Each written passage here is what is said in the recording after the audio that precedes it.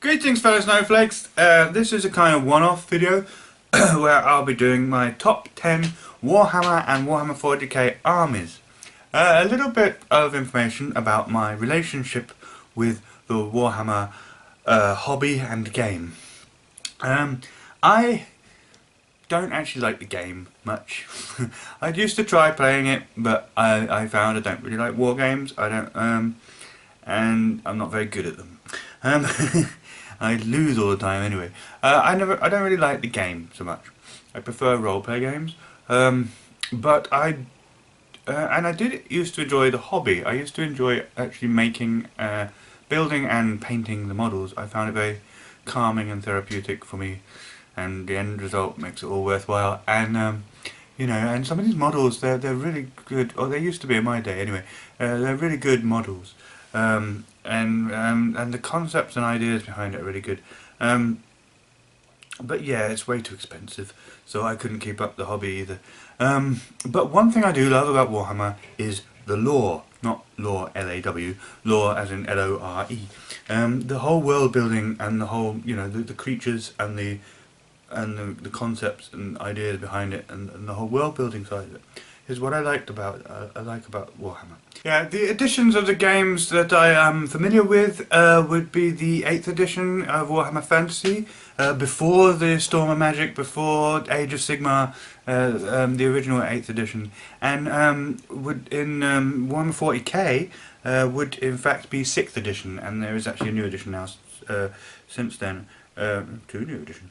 Anyway, so that's what I'm familiar with. The original 8th edition Warhammer Fantasy and the 6th edition of Warhammer 40k. So yeah, I'm probably a bit out of date with the changes that have happened more recently. But yeah, for those who don't know, Warhammer is a war game. The Warhammer Fantasy is set in a fantasy world, kind of medieval-ish setting, fantasy world. And the Warhammer 40k is the futuristic space version. But yeah, in particular the 40k setting, the futuristic one, it's so grimdark. It's so there are no good guys. I mean, in the fantasy there sort of are good guys. You know, the humans and elves and dwarfs and lizardmen, as it turns out, are sort of the good guys. There's sort of a good and evil thing there. With 40k it's a lot more morally ambiguous. There's no real good guys or bad guys. Well, no, there are bad guys. They're pretty much all bad guys. Some are sort of good guys, but they're sort of also bad guys. It's a very grimdark, very dystopian future situation where really they're all pretty bad in different ways. But anyway, without any further ado, I put them together as well. I've not done separate lists. Just one top 10 list of my favourite Warhammer or Warhammer 40k armies. And basically, never mind the warfare side of it, it's the lore, it's the setting and the ideas behind these factions that interest me the most. So anyway, let's go through it, the list. My top 10 favourite Warhammer or Warhammer 40k armies. At number 10, Vampire Counts. One of the Warhammer Fantasy factions, one of the two, they've joined up now, but when I used to play the game, there were 2 undead kind of armies you could have, and one of them was Vampire Counts. And Vampire Counts, I'm not so much into vampires, you know. Whenever I watch something like Being Human, where there's vampires, werewolves and ghosts, I'm much more interested in the werewolves and ghosts than I am the vampires. I'm not actually a massive vampire fan, generally. I know, yeah. If you're at all involved in gothic culture, you're supposed to like vampires a lot, but I don't really like them much, to be honest. But it's not the vampire side of the Vampire Counts army I like, though. It's all the grisly, gory kind of undead. I mean, you've got zombies and skeletons.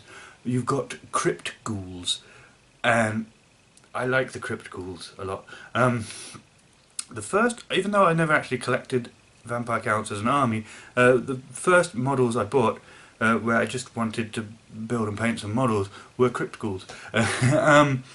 Because I do have that side of me that likes the grisly and the gory, and you do have that one where you've got one like chewing a bit of meat off of bone, because of course they eat dead people, don't they, ghouls. Yeah, so I like some of the grisly goriness of the kind of undead you get in Vampire Counts, with the zombies and with the ghouls. You also have these ethereal undead. You have like banshees and wraiths and things that are like, you know, ghost-like ethereal things, and I like them. So yeah, that's Vampire Counts. Number 9 is Wood Elves. This is what I like elves to be. I don't like the high elves with their armour and everything, like humans, but humans plus or something. I like the wood elves, the real elfy elves. You know, they live in the woods, and you know they've got those like green cloak things and bow and arrow and all that. There's the sort of elves I like. I like wood elves. I like the naturey side of wood elf, and that's what I like about the wood elf army, is the naturey side of it. Because of course you've also got the dryads and the tree men, or whatever they're called. You know, tree people basically, and you've got these great models of wood elves riding deer, you know, stags.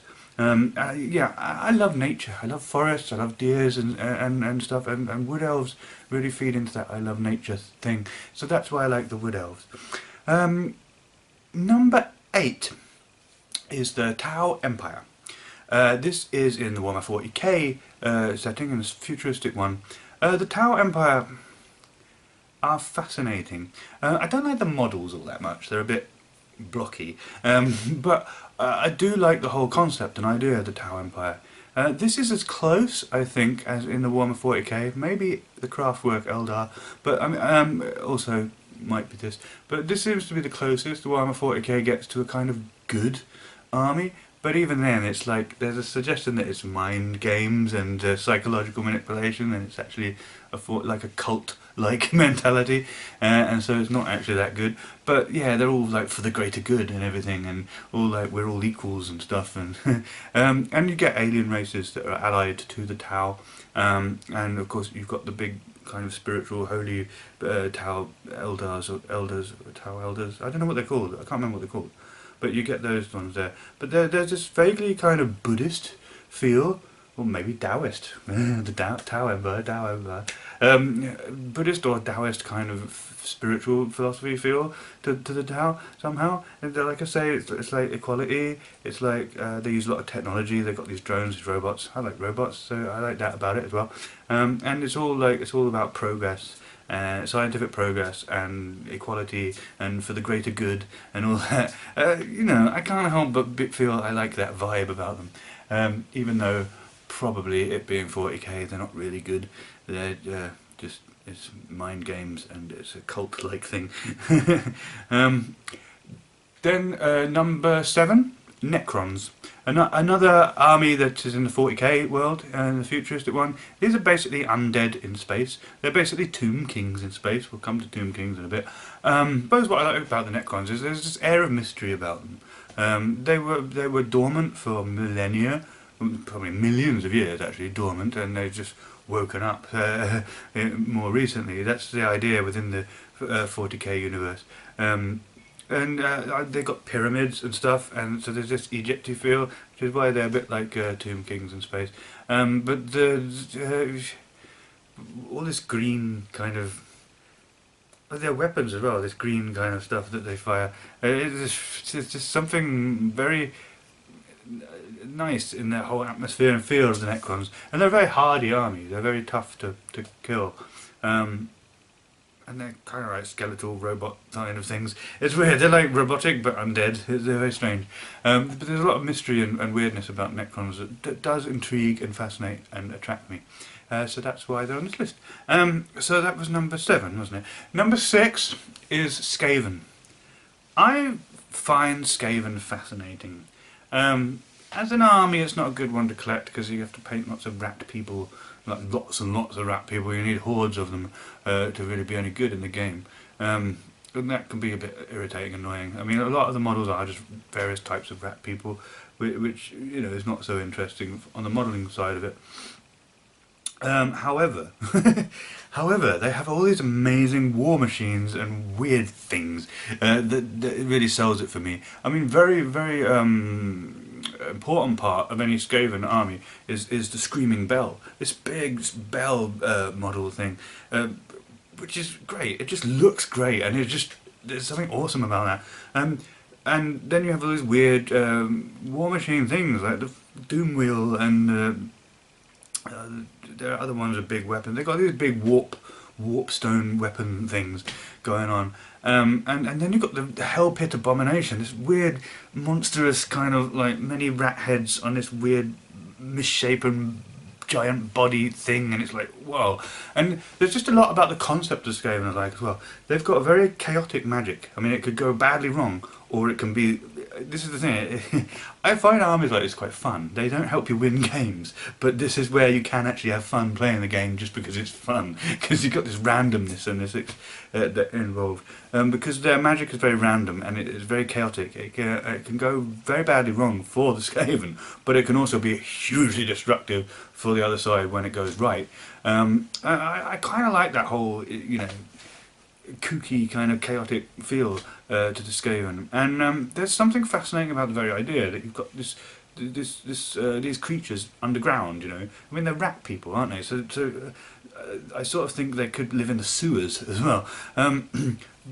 They have this thing where the people forget them or overlook them or underestimate them. You know, because they have the way of making sure that people do underestimate them, and that they sort of get forgotten by the histories of mankind, sort of thing. So they're not viewed as this massive threat, and yet they could suddenly, without warning, just rise up out of the sewers and attack in this devastating, chaotic, crazy kind of way of theirs.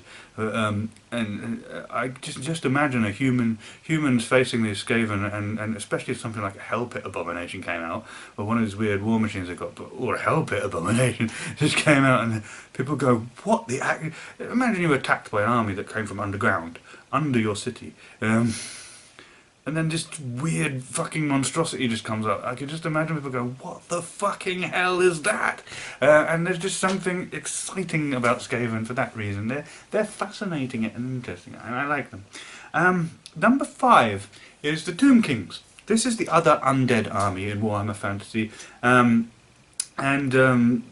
it's basically skeletons and liches in an ancient Egypt kind of feel. It's the ancient Egypt kind of feeling undead army, and I think you get mummies and bandages. I'm not sure if you do, but you certainly get like liches, like big necromantic undead that control all the other undead, and armies of skeletons. But there's just a lot of ancient Egyptian feel to it that I like, because I like ancient Egypt.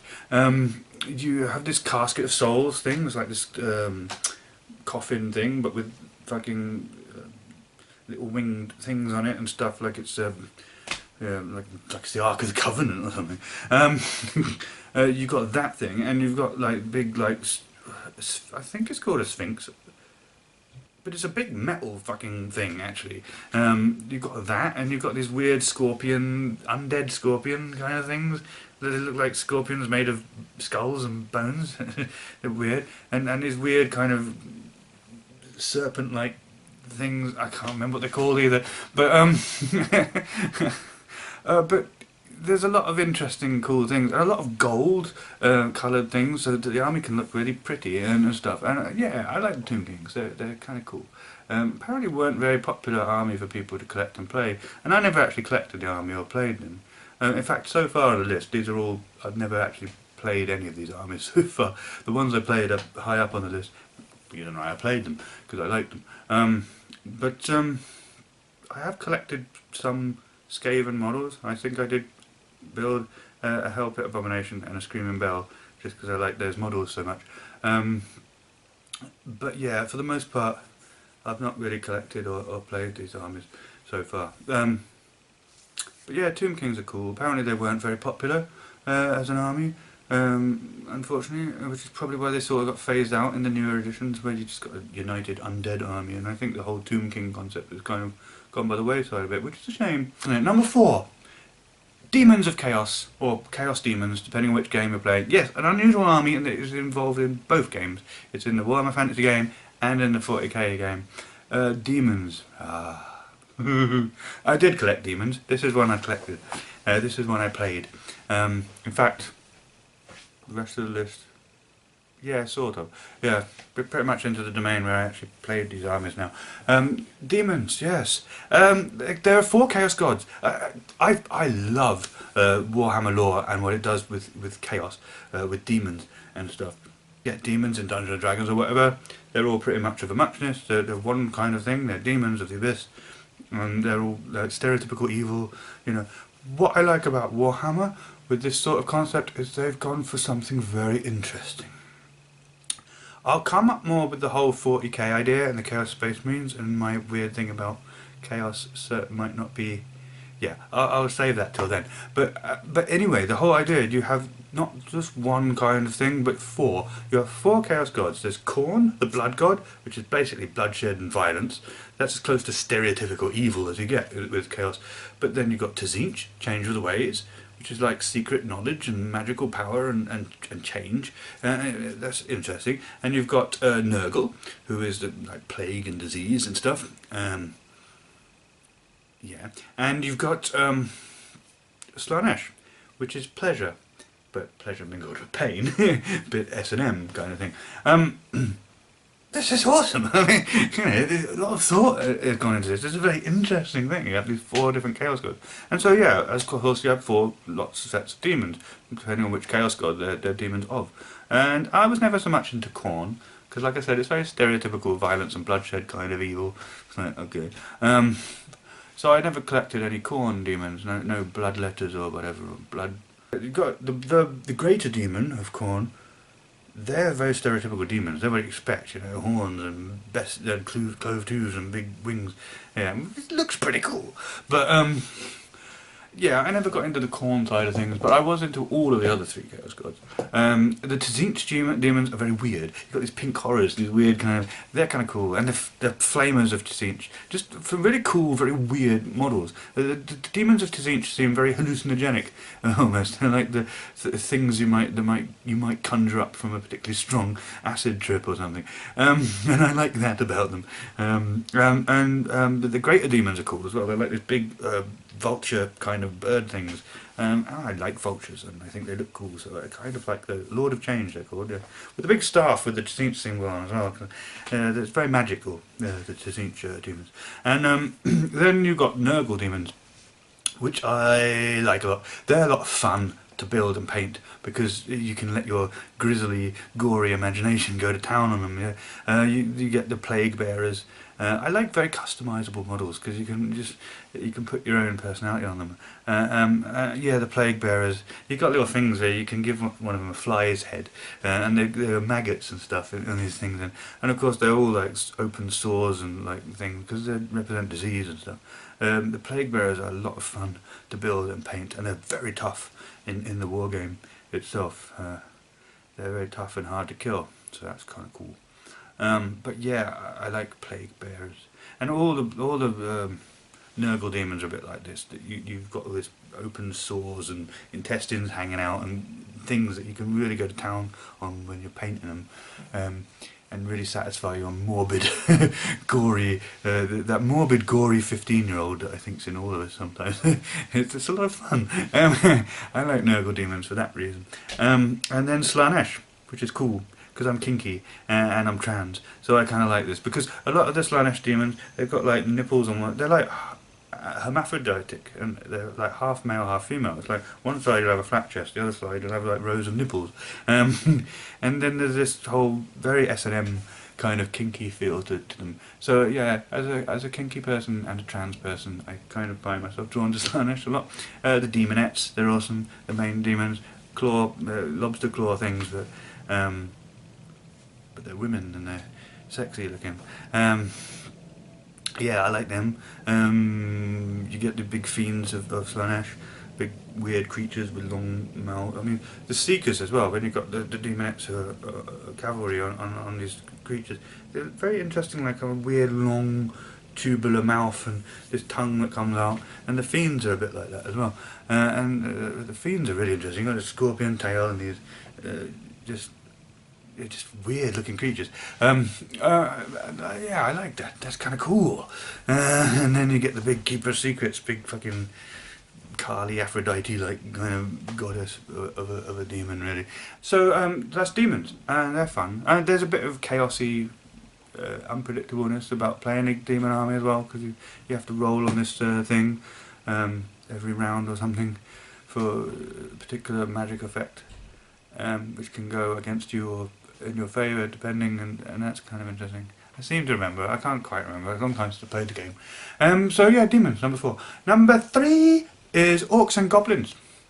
This was my main army that I played in Warhammer Fantasy.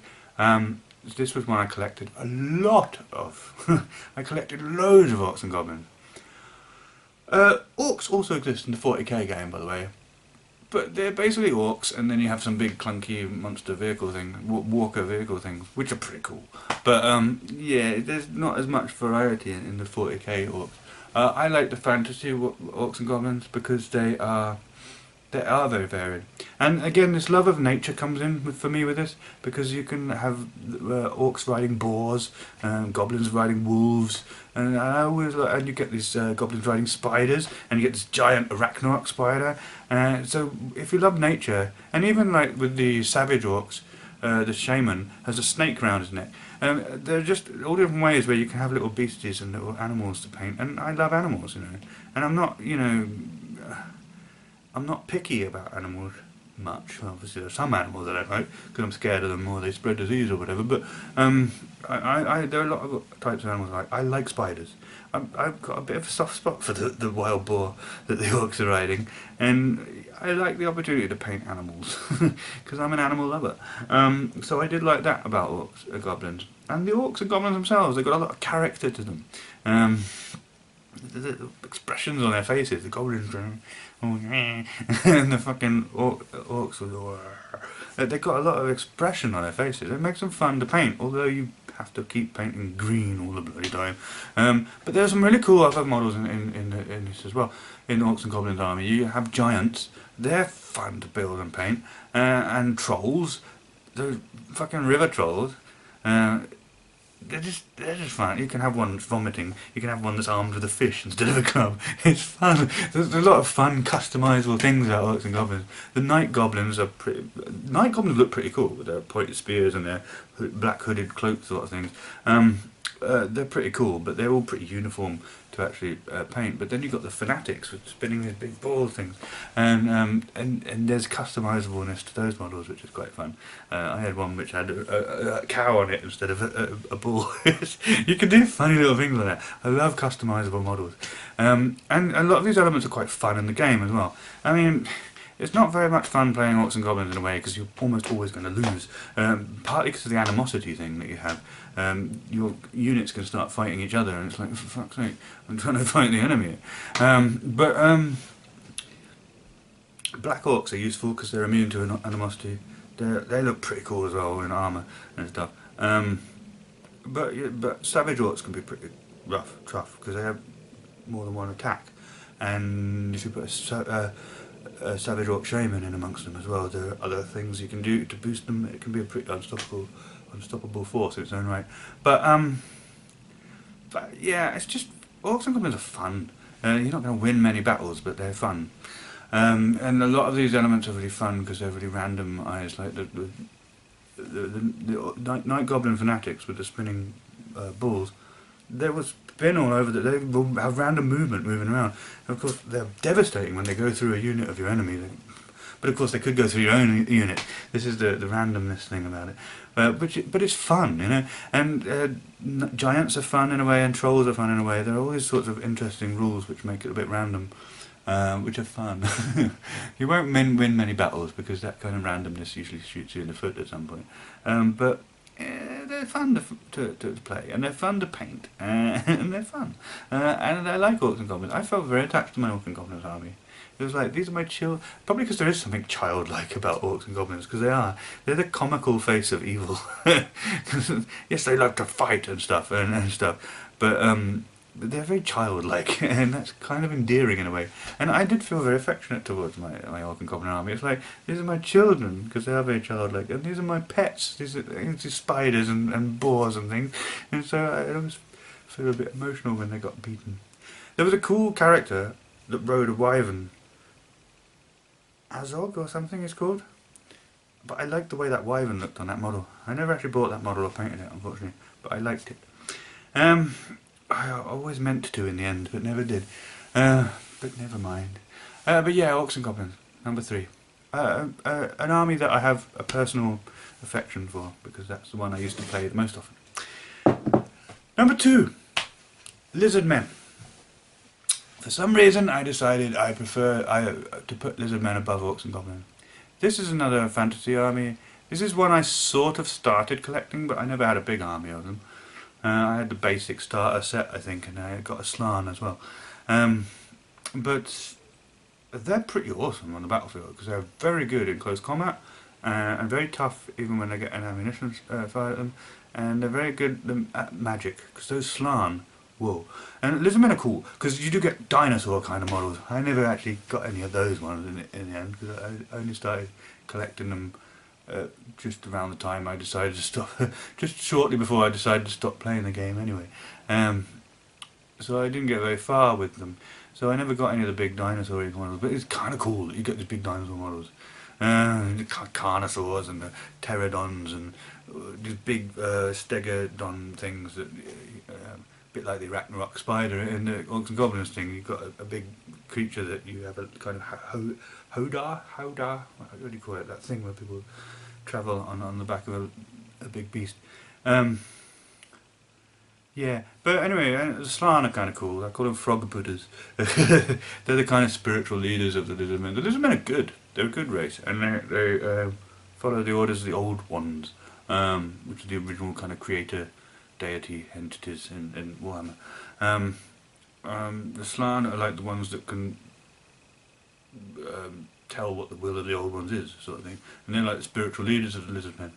And they sit on these like floating things, kind of cross-legged. They're cool, but they look like amphibians, they're like frog things. So I call them frog buddhas. Yeah, cool. Lizardmen are cool, and you paint them bright colours like blues and yellows and things, and bright colours. You're supposed to paint them those sort of colours, and it's nice to paint those kind of bright colours. It makes them look, again, it's an army that looks very pretty. It's a very powerful army, and it's kind of awesome because you get a lot of dinosaurs and lizard type things, and it's kind of cool. Yeah. And finally, number 1, Chaos Space Marines. Oh, this is where I have absolute like lust and love for the lore of Warhammer 40k in particular, because these are the Space Marines who turned to chaos, who betrayed their brothers in the Imperium of Man. The Imperium, I mean, it's the human thing. It's the surviving humans, and it's the, you know, fighting for survival against all these various alien races and forces of chaos. For their very survival, you know, clinging on to human race, clinging on to survival. Very inspiring idea and everything. However, the problem with the Imperium is it's a tyranny. It's a complete superstitious medieval type tyranny. Absolutely xenophobic, absolutely crushing all dissent, absolutely, you know, a tyranny. With the Emperor, who is like a half corpse thing on a throne somewhere, being its like figurehead, and it's like we talk about the Tao Empire being like a mind game cult thing. The fucking Imperium of Man is a cult. There's no mind playing about it. It's an overt tyrannical cult. It's almost nationalistic in flavour sometimes, in, you know, a fascist kind of way.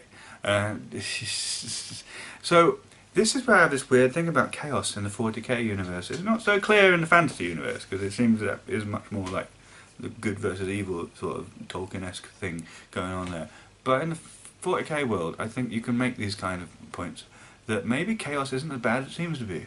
It's a liberating force. The Chaos Space Marines turned to chaos because it was liberation from this tyranny of the Imperium. And okay, the Khorne thing is all about bloodshed and violence, but Slaanesh is about pleasure. Kinky pleasure, pleasure mixed with pain, yes, but pleasure. And Tzinch is about knowledge and magic and, you know, that sort of thing. And Nurgle, right? Okay, so you end up being disease-ridden. You end up being sort of immortal though, because you're disease-ridden. And there's this thing about Nurgle. Papa Nurgle loves his children. He has so many gifts for us.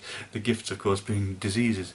But this bountiful, joyous kind of gift giving. He loves all life, including diseases. But there's something almost Kali-like about this. In that it's like, you know, this thing that you fear. The way to let go of fear and illusion is to embrace it. But it's kind of, that's just weird. This is what I mean about the Warhammer idea of chaos is so interesting and nuanced, because it's like once you step away from Khorne, who is very clearly just bloodshed and stuff, Just away from Khorne into the other Chaos Gods, it's like, it's very ambiguous and interesting and weird. It's like there's a nuanced thing going on here where it's like, it's bad but it's good, and it's like, you know, I like that about it. It's cool. And I loved Chaos Space Marines. I mean, it's good to play an army where you can have all these big vehicles. It's good to play a good futuristic army I could properly get behind and enjoy collecting and painting all these models. You've got the big Space Marines and their bulky armour with their weapons and stuff. You get these tanks. I like tanks for some reason. I love building and painting these tanks, and it's awesome. And you get these cool big things that just started getting into the game just towards the end of the period in which I played it.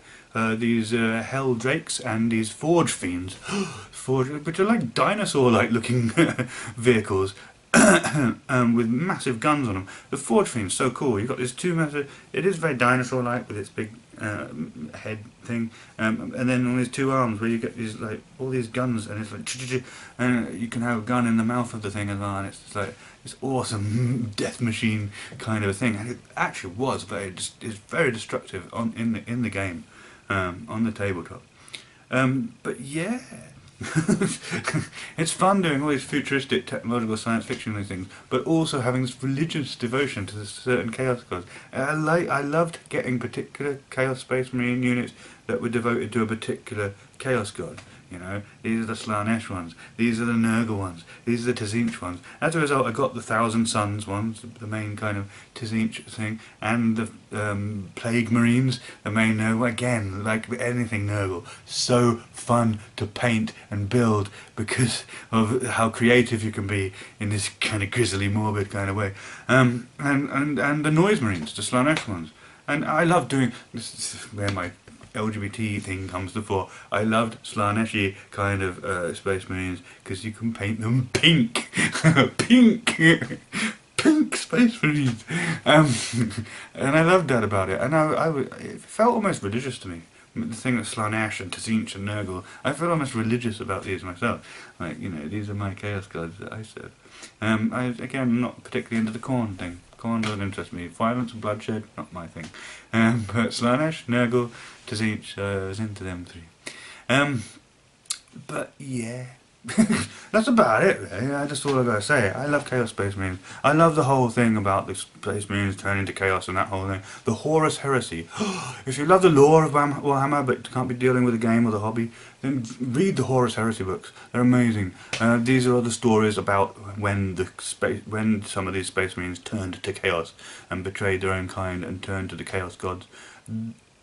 They're great novels. I mean, the first 5 or 6 of them anyway, certainly are. They're the ones that I've got, and I love them. They're really good books, actually. They're really good stories. The Horus Heresy thing is awesome anyway. I love the lore of Warhammer 40k. And like I said with the fantasy, I love some of those elements as well.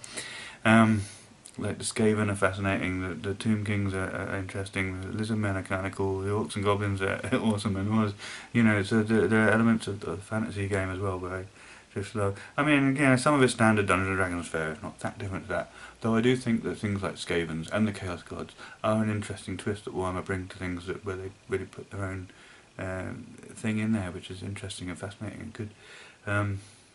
And yeah, I love and in the 40k setting in particular, there's a lot of world building that's gone into that, which is fascinating to dig into.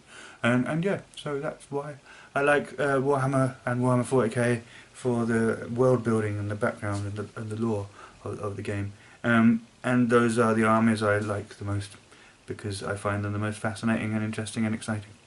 And that's it. Thanks for watching. We're all different, we're all special. Snowflakes unite.